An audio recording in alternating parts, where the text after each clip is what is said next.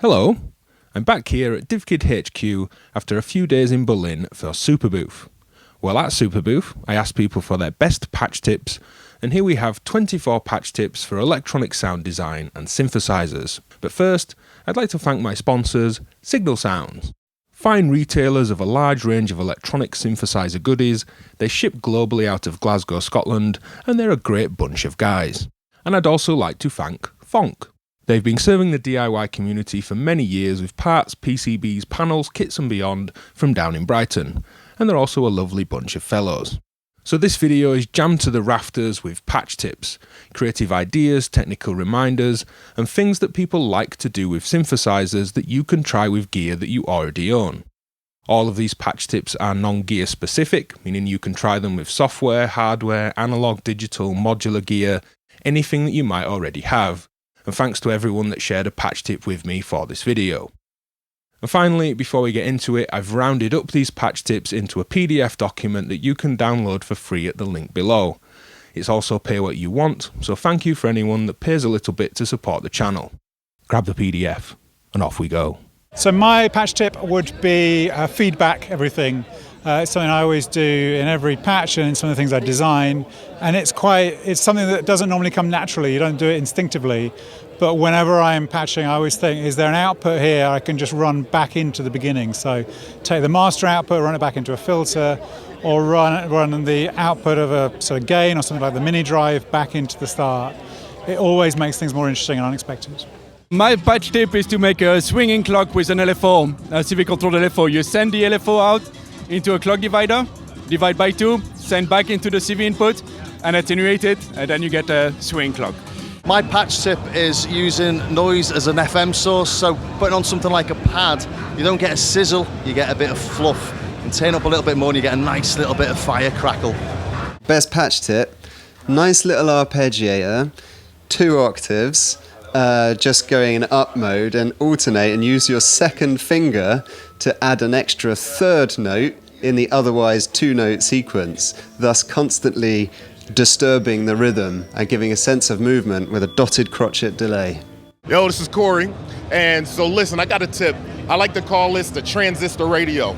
So if you have a bit crusher, sample reducer sort of thing, take really fast modulation, throw it into there, so then you kind of got this wavering thing that's really quick, and then it takes on a different sort of feel. It kind of sounds like a transistor radio. Dial that into any signal, so then you kind of get this sort of over-the-top signal. It's just fast modulation into a bit crusher or a sample reducer, and then it'll give you this thing where you're still not losing the signal, but you're kind of adding this sort of transistor radio thing over the top. Simple. Fast modulation into a bit crusher or a sample reducer.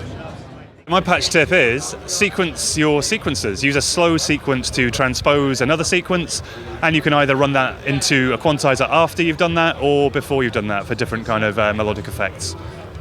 My little patch tip is if you have a little thing that, like a switch, just use that to send to an effect off on real quick and then have it patch back into your mixer. So my example is on our mixer, I use a Q-Mix instead of for headphones to go to the Geiger counter and just like blip shit on and off real quick to get like a distortion blast through a reverb. And it's a nice little way to add like color to a mix. Hello, I'm here in the field and I've come here to tell you, modulate your decay times. Take a sequencer or a Turing machine, we've got an inventor right behind you, or anything, but ideally a sequencer, something where you can change it per step, and just modulate your decay times, won't you? Because that simple little thing makes everything sound more alive. It makes your bass lines more funky, especially if you have ratcheting and all kinds of things going on. But just change the decay times. Aphex Twin did it, and look where it got him. That's all from me, bye-bye. My favourite patch tip is to run a short delay into a distortion kind of effect. So especially with a monophonic voice, with a distortion it can sound a little bit just like a wave folder because it's nothing to chew on. If you give it a delay, the notes overlap, harmonics clash, and then that gives the non-linearity of the distortion something to chew on, and you get much more interesting and exciting sounds, especially when you change notes and you can hold and it kind of just becomes a scream, and then you change notes and it becomes a real clash of, like you've hit a guitar chord into it or something? Run sequences with sequencers. So clock one sequencer with another sequencer, and then punch holes in the clocking to the second sequencer, and that will make it a bit wonky. So add in resets at regular paces, and then you'll get something really cool out of it. It's a simple one, but satisfying. Like recently, I've been really listening to a lot of Can, the band Can, and I hear that they're like big users of ring mod. So I thought, yeah, I should revisit ring mod. So I set up a little system with it's actually like this sort of digital mellotron going through some pedals, and one of them was a ring mod. And it's first in the chain, and this is my patch tip. You put the ring mod first, after your voices, basically. So you've got your sounds coming into the ring mod straight away. Why? Because say you're sort of looping the voices. In my case, I like the loops. You have like a constant tone, say like a flute, it's just like doop. Suddenly the ring mod can move you from tremolo, so your first note is going whoop, whoop, whoop, whoop, whoop, whoop, whoop, and that's looping, and then just changing it a little bit, you've got whoop, whoop, whoop, whoop, whoop, whoop, and you just can loop that, and then all of a sudden, of course, you can whap it into proper clangorous zones, and it's so quick to sort of just access more the mindset of like how powerful tremolo is, to be honest. It's almost like less to do with the ring mod and more to do with discovering and playing tremolo as the first idea in a voice. Not something I used to think about, but now it's very much something I think about, especially when layering. Because when you're layering a bunch of sounds that are constant, obviously it gets quite full. But if you're layering stuff with all this amplitude modulation on all the time, it's a bit more interesting. And that is it. I learned this from one of our beta testers recently. If you patch the sine wave from an oscillator back into its own FM, a lot of the times things can stall or it doesn't do much. But if you do that through an all-pass filter, it gets weird. It's like patching the same sort of circular FM from a complex oscillator, but with a single oscillator.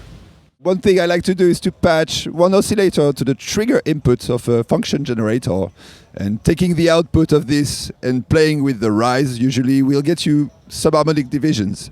And if you trigger two at the same time or more, and all modulate them with different step voltages, sequencer or random, whatever, but they are all at different speed, you'll get lots of harmonic relationship between all of them. And it makes some pretty nice evolving patches. So with a typical 2 oscillator subtractive patch, so you got 2 oscillators into a mixer and then a filter, I like to tune the oscillators in unison and then use sequencers to offset them from each other. So it could be 2 monophonic sequencers or a chord sequencer with 2 CV outputs, and that way I can change the relative tuning in semitones whenever I like. So from unison to fifths to octaves to minor third, and I don't have to touch the tuning dials. One of my favorite things to do is to take 4 random CV sources, throw in a CV mixer, and then put them through a quantizer, and then just with one output, put them into a favorite oscillator, so you can have a multitude of different bass lines and melodies just by blending the 4 different CV outputs.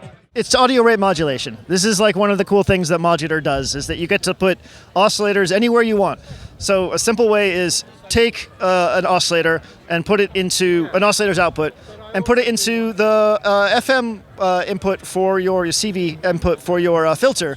And you can do it a couple different ways. You can leave the oscillator that you're using to modulate static, and you'll get a very kind of like different aliasing as you change the pitch and octave of the modulating oscillator.